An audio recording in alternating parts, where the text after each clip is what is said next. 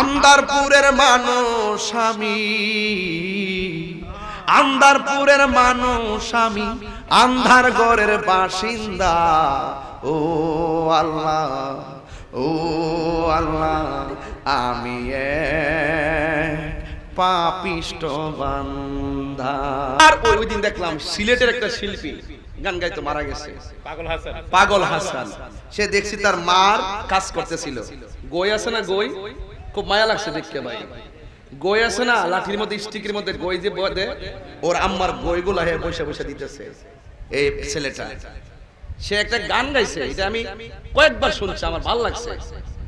আন্দারপুরের মানুষ আমি, আন্দারপুরের মানুষ আমি, আন্ধার ঘরের বাসিন্দা।